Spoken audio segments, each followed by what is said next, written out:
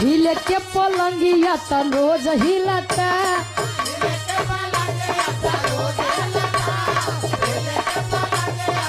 क्या बात है।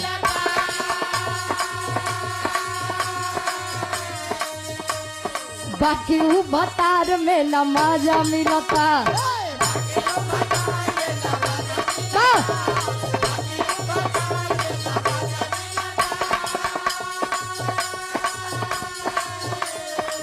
हिले के पलंगिया त रोज हिलता बाकी ऊ भतार में न मजा मिलता।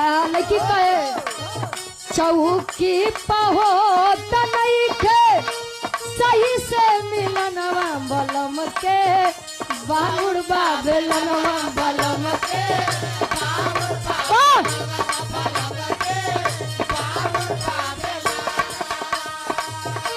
बलम के बाहुर बेलनवा बलम के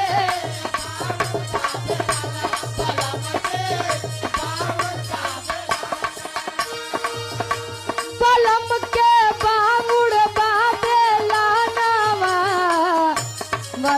के बांगुड़ बेलनवा बलम के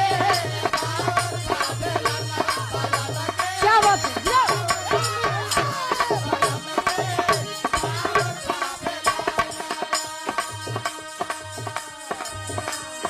भइल बाटे बड़ी तीर छोड़ देवरा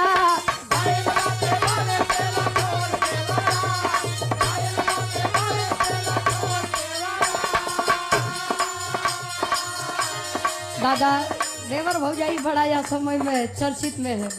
अच्छा निकालत है का उठ जा कहे भइल बाटे बड़ी तीर छोड़ देवरा रोज राति में पढ़ावे ला भूगोल देवरा।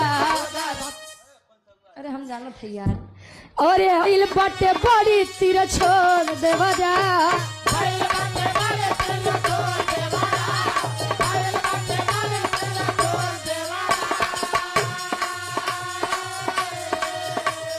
भइल बाटे बड़ी तीर छोड़ देवरा रोज राति में पढ़ावे ला भूगोल देवरा।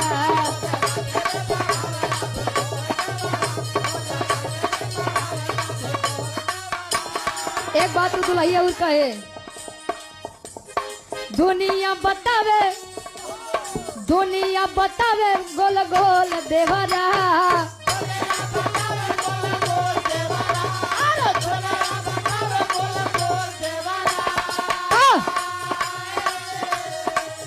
और ये दुनिया बतावे गोल गोल देवरा रोज राति में पढ़ावे ला भूगोल देवरा। क्या बात है।